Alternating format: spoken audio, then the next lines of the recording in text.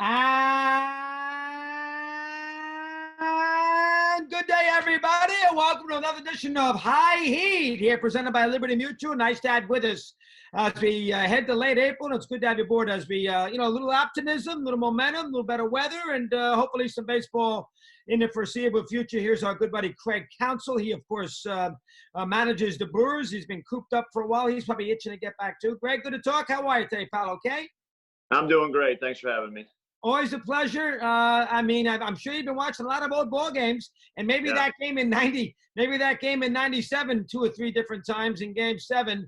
Have you been? What have you been up to here in these last, say, 6-7 weeks? Let me get a little feel. Go ahead. Yeah, I definitely have watched some games that I've played in that have been on, and it's fun. Haven't seen those.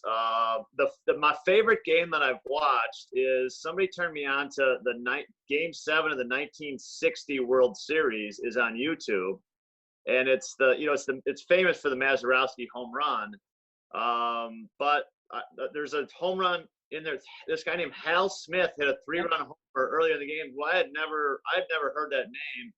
And that is considered, I was told, the biggest hit in terms of like win probability change in the history of the World Series.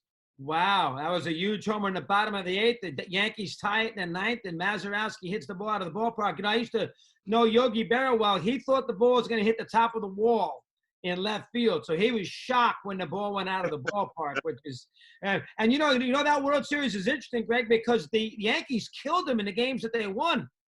They won every game 16-0, and the games they lost were like 1-1 games. It's a fascinating World Series if you look at it historically. You know that? Yeah, that's actually could have been similar to the 2001 World Series where the Diamondbacks won all the games very easily, and then the games we lost were heartbreakers, and then Game 7 could have obviously been a heartbreaker too without some ninth inning heroics from some guys. So. Yeah, that was the most fun game that I've watched. Just, seeing Mickey Mantle and watching him conducting at bat, and Roberto Clemente conducting at bat, Casey Stengel kind of gamesmanship out on the mound. It was really fun to watch. I enjoyed it. And, he got fired after that, as you know. I do. Yeah. He was 70 years old, and off he went with Mr. Counsell. How about Yelich? Let's do that. Contract. I know he's happy. You're happy. I'm sure you've had a conversation. Give me a little context here about Yelich signing that long-term deal with the Brewers. Go ahead. Yeah, it's we're lucky, and everything has worked out as well as it could have ever. His first 2 seasons have been incredible here. He loves it here. We're fortunate that we made David Stearns and ownership made a great trade to get a great person and a great player, and now he's going to be a Brewer for a long time. So it's a cool story, I think, and how it got all done and his happiness here. It's just been a perfect marriage so far. Have you thought it's a great move, and he's, I think, the best player in the league. Have you thought about how you are going to yourself? If we have a season, we know it's going to be more of a sprint than a marathon. The spring training is going to be, somewhat condensed after a long layoff. You're going to have to handle that. A lot of things that a manager is going to have to consider if, in fact, we get going here. What's your take? Let me get a thought. Spring training, and then how a quicker season, a lot of games, double headers, not going to play 162. So that's going to be interesting, too. Give me some thoughts on that. Go ahead. I don't think you have to take your head there, right? You have to figure out, but the problem is we don't know any of like the details of it. And I think the details of it are what's going to be important about it. But I think absolutely, look, our heads as managers and coaches go to what's going to be different. How does it, how do we manage our personnel different? But until we know exactly how it's going to work, it's hard to make concrete plans. But I think we know we're all going to have to make adjustments, and really, we hold on to kind of what's given us success in the past, and this is going to be a season where we're going to have to kind of cut ourselves off from some of those, things that we've always thought are the keys to winning, and maybe do things a little differently. Spring training, how are we going to handle that? That's going to be, who knows how that's going to come across, but you got pitchers, you got to make sure that, they can at least go a couple of innings once the season starts. You would think that they're going to condense it and, to get the games in a regular season. Spring training is going to be tricky if, in fact, we reconvene. Your thoughts there, Greg? What do you say? Yeah, I mean, it's going to happen as fast as they can possibly make it, and so that's going to challenge everybody's preparedness, and it's not going to be like a normal season, and I think we all have to recognize that, and we all will. I think we'll all be grateful to be back to playing and back to working if we can get to that point. So we all know we're going to have to make adjustments, and the players know that. I think they'll realize it, and it's going to inspire them to, at this point, if and when we can get some positive news and a good word, that they're going to get back to work hard, so that when, there is a date to play, that they can be as prepared as possible. And then I'm sure the rules will accommodate kind of taking care of people's health, which will be important.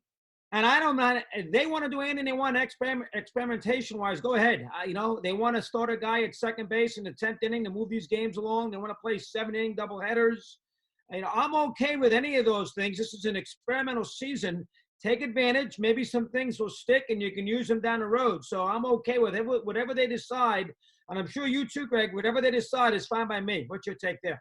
Yeah, I'm in complete agreement. This is, we're going to try things. I think we should just accept we're going to try things this year, and it's going to be different. And so we're going to find out we don't like all of them. We're going to find out some changes that are we're going to introduce that, hey, this is something that sticks. We should continue doing this. And so it is the season to do it. I think we should all be in agreement on that. And I don't think that's going to be a hard thing to agree on. So I think we should look forward to those things. And we should also look forward to, that games are going to be pretty critical. There's not going to be, the pace of the season is going to be quite a bit faster. And I think it should lead to a really good intensity of play on the field. Looking for, how about if we have no fans? That will be odd. How do you think players will adapt to empty ballparks if we in fact start that way? It's going to be a challenge. I don't think it'll be a challenge early, but as we kind of get into the games, there's no question it's going to be a challenge. I think we somewhat underestimate the energy that fans provide in a stadium. It is so critical to what we do, and so I think it's not going to be difficult the first couple of weeks. I think as we get into a season, if you get into knowing that your whole season will be played without fans, that's going to be a mental challenge for sure for all of us. All right. How about you now as far as keeping in contact with your players? Have you done that? Yeah, you email the 25 guys, 40 guys in the roster. I'm sure you keep them, not daily, but I'm sure you're checking in a couple times a week, right? Yeah, I mean, I think, it's like the off season, really. We know that the start is not right around the corner, so it's the off season. I think, we're in January of the off season is what we're in. And look, these guys know what they have to do. They're professional athletes. Keeping their bodies ready is what they do for a living. You trust your guys and understand that they're itching for a date, and hopefully we're getting closer to giving everybody a date. Have you watched the whole world? Did you watch the draft out of the 55 million in the NFL? Have you been watching the Jordan documentary? How about those two things?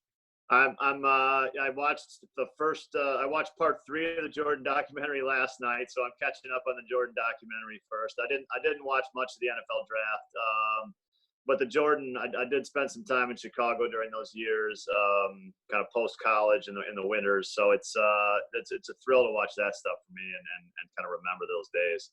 Can't get enough fit now. We all want baseball. I'll find you a ball game next time we talk. Historically. That you go and read the Yogi Berra book. There's a new Yogi Berra book out, 500 pages on Yogi. You might get, there's a guy who lived in the World Series. You might find that interesting too. You know that, Greg? Interesting. He did.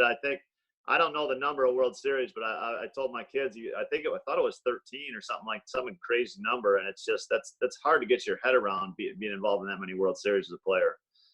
Unbelievable. Good job, Craig. Good to have you with us. Stay healthy. We'll keep in touch. Appreciate you coming on here today. All right, Chris. Thanks, man. You got it. High Heat, of course. We will continue. We're going to see you Thursday. Don Mattingly will join us then. Presented by Liberty Mutual. Good job, Moses, Mitch Green, all the fellas. We'll see you in a couple days. Stay healthy.